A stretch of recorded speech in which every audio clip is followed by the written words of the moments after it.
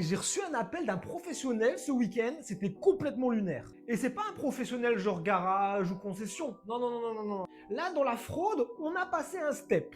C'est un professionnel du lavage automobile. Installe-toi, je t'explique. Le mec me contacte sur Instagram. Petite info importante, il y avait son nom, prénom, mais il y avait le logo de son entreprise sur sa photo de profil. Mais juste ça dans un coin de ta tête.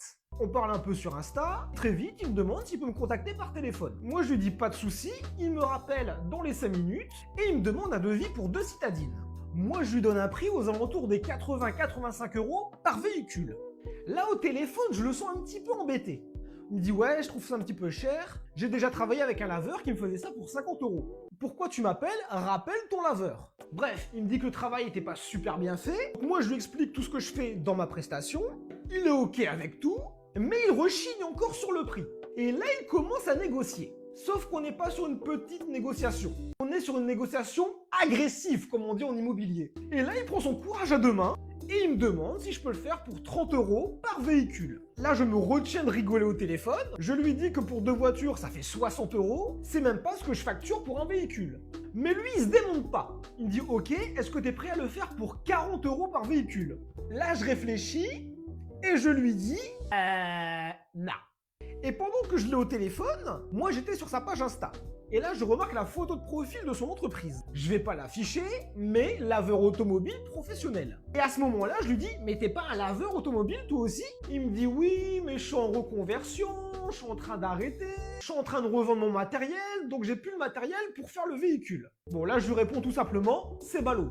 Ah bah si, c'est ballot, c'est ballot, c'est ballot, c'est ballot. Il essaye encore un peu de négocier, mais ça passe pas. Comme t'as compris, j'ai pas décroché le contrat. Quel dommage. Une fois que j'ai raccroché en défilant sur son Insta, je vois une planche de tarification. Et là, écoute bien ce que je remarque. Il avait 2 formules tarifaires. Une formule à 90 € et une formule à 110 €. Son dernier post de lavage sur Insta datait de l'il y a 2 jours. Et là, je me rappelle qu'il m'a dit « mais j'ai revendu mon matériel ». Ça commençait à me paraître louche. Je continue de fouiner et je me retrouve sur sa page Facebook. Parce qu'il y avait des commentaires de laveurs automobiles. D'ailleurs, je pense que ça doit être son ancien laveur qui me parlait à 50 €, qui disait tout simplement « moi je te facture 50 €, mais toi tu factures 90 € au client ». T'as bien entendu.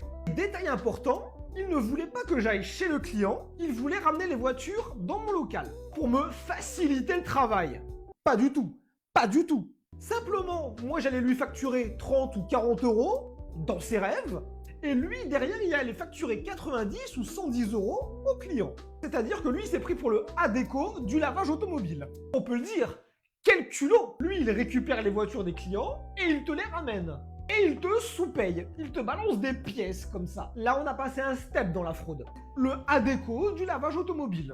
Je suis désolé, moi j'ai pas postulé. Non, j'ai pas postulé, il doit avoir erreur. La prochaine fois que vous avez des plans farfelus comme ça à me proposer, oubliez-moi, je suis pas dans ça.